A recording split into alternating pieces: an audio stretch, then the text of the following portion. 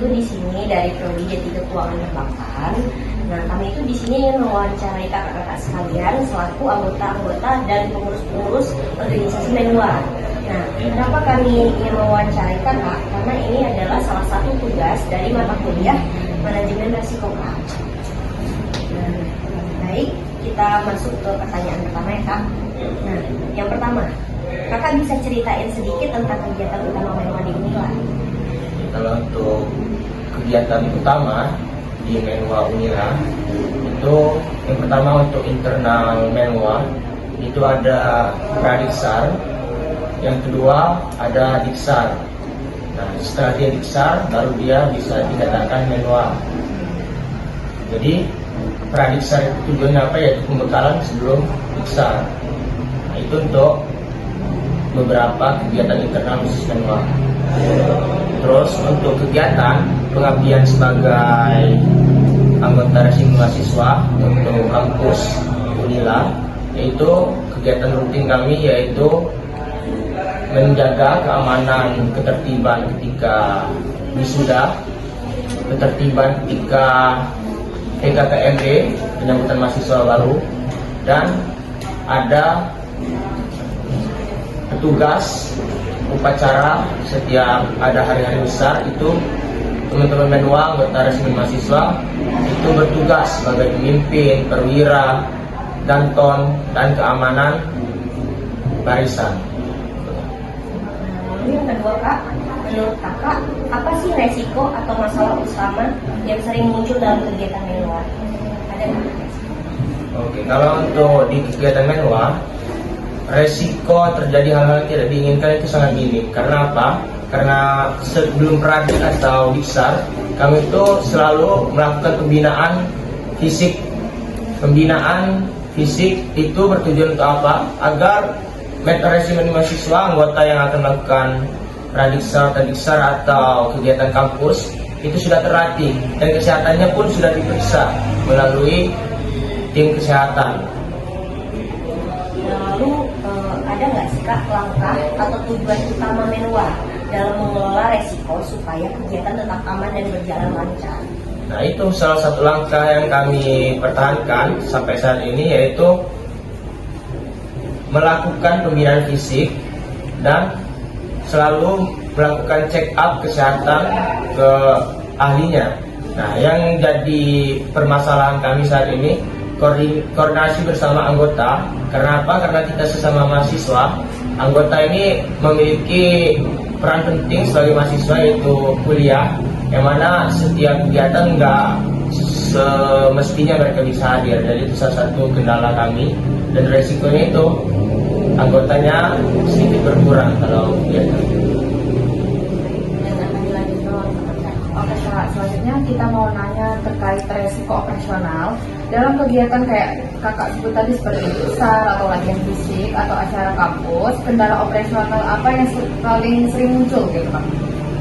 Oke, untuk operasional ya, untuk kendalanya minim karena sebelum kita melakukan kegiatan kita sudah mempersiapkan dari jauh-jauh hari. Nah, contohnya ketika kita mau upacara nih, kita sudah menyiapkan seperti pakaian kita, sepatu kita.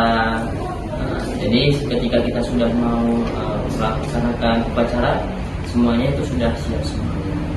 Begitupun dengan ketika kita mau diksar, nah itu pun kita sudah melakukan persiapan melalui dari fisik kita, kesehatan kita, mental kita, itu semuanya sudah disiapkan terlebih dahulu, sehingga setelah semuanya sudah siap, kita sudah bisa melaksanakan diksar.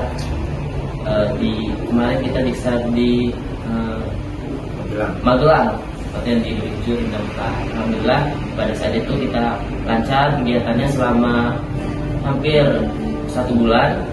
Itu full kegiatannya, belajar fisik dari pagi hingga malam dengan persiapan kita semua. Akhirnya kegiatan selama hampir 1 bulan itu berjalan dengan lancar. Buat pertanyaan selanjutnya, pernah nggak sih Kak ada masalah yang terkait tadi latihan, logistik atau koordinasi antar anggota? Pernah nggak? Kalau itu pastinya pernah, karena itu kendala umum setiap organisasi.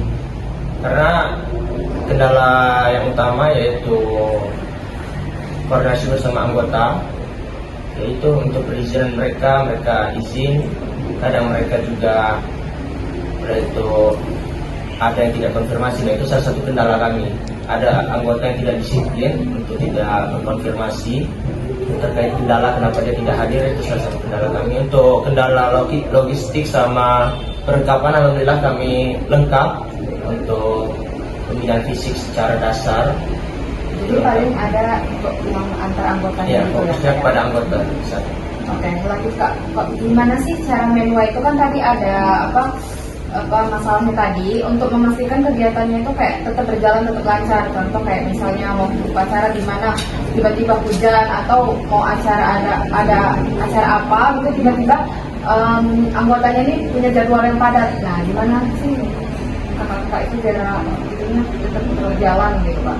Nah, kalau untuk seperti tadi misalnya ada kendala hujan atau apa itu kami pasti personil yang kami siapkan sudah siap semua, mau dia hujan atau dia panas terik, kami tetap lanjut. Itu tergantung sama pihak rektorat mau diberhentikan atau dilanjutkan, itu kami ikut saja. Jadi anggota menwa itu siap-siap aja ya Kak, mau dimanapun kondisinya tetap siap gitu ya Kak ya? Misalnya ada pradiksar, ada kendala di suatu logistik, atau kami sudah menyiapkan opsi kedua. Mungkin itu pertanyaan dari kita dua, nanti dilanjut oleh dari kita yang dua ya Kak. Ya. Oke, untuk pertanyaannya dari apa ya Kak? Itu Polres Kaum. Si Menwa ini kegiatan itu ada izin katanya kan. Nah, izin itu benar ke siapa Kak? Ke rektorat, ke Kapuspa atau gimana?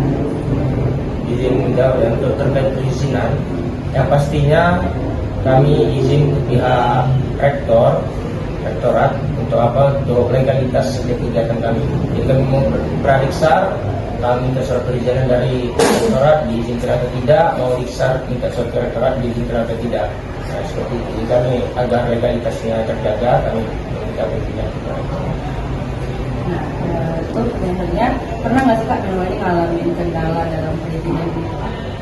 Kalau untuk saat ini perizinan seperti diksar dan lain-lain itu kami tidak kendala, karena memang Menwa ini organisasi yang memang dikenal dari dulu, sudah ada dari tahun 1667 sudah ada, dan di Menwa juga di Unila 1977 sudah ada. Gimana sih cara Menwa itu memastikan semua kegiatan sesuai sama aturan hukum dan kebijakan kampus? Gimana? Memastikan semua kegiatan Menwa ini sesuai hukum sama aturan kampus. Sesuai hukum sama aturan kampus. Nah, jadi kami ini di resimen mahasiswa selalu mengikuti perkembangan peraturan yang ada di kampus. Jadi setiap peraturan yang diadakan oleh kampus itu selalu kami ikuti, selalu kami taati. Jadi peraturan-peraturan terlebih dahulu yang dulu sudah ada, dan apabila itu diubah, kami mengikuti itu. Jadi kita mengikuti hukum dan aturan kampus. Nah, kami selalu menjunjung tinggi itu, tidak melanggar aturan. Tadi kan di sini saya mengatakan tentang misalkan di hari sih juga tidak pertanyaan. Pertama, bisa sebutin nggak Kak contohnya resikonya apa yang pernah terjadi di Menwa dan bagaimana cara mengatasinya? Resiko tentang apa ya? Resiko tentang kayak sesuatu terjadi di Menwa kampus atau apa Soalnya kan di resimen mahasiswa itu kondisi fisik itu kita tidak selalu tahu ya. Tiba-tiba dia di kegiatan lagi misalnya sakit, itu selalu keamanan pasti yang kami utamakan dari awal hingga akhir.